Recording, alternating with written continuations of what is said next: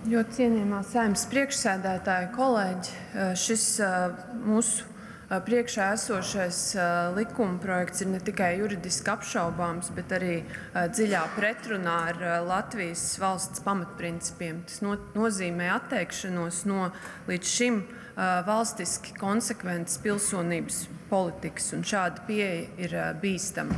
Kopš neatkarības atjaunošanas vairāk nekā 150 000 cilvēku ir kļuvuši par pilsoņiem, izpildot saprotams, taisnīgas un cieņpilnas prasības, apgūstot valsts valodu, izprotot mūsu vēsturi un apliecinot piederību Latvijas sabiedrībai. Tas ir uzticības un apņēmības apliecinājums un pilsoniskā atbildība, ko uzņems ik viens, kurš vēlas būt daļa no šīs valsts.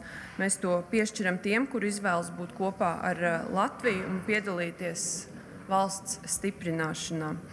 Un latviešu valoda, kultūra un vēsturiskā apziņa tie nav šķēršļi. Tie ir mūsu valstiskuma pamats.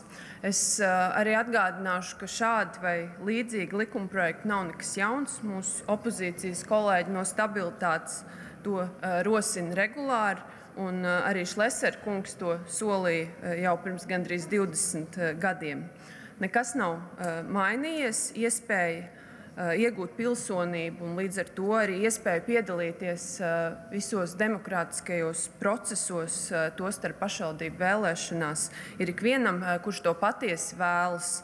Un mums jāturpina veidot vienotu, saliedētu sabiedrību, kurā pilsonība nozīmē cieņu, līdzdalību un lojalitāti pret Latvijas valsti. Es, kolēģi, protams, aicinu šo likumprojektu noraidīt.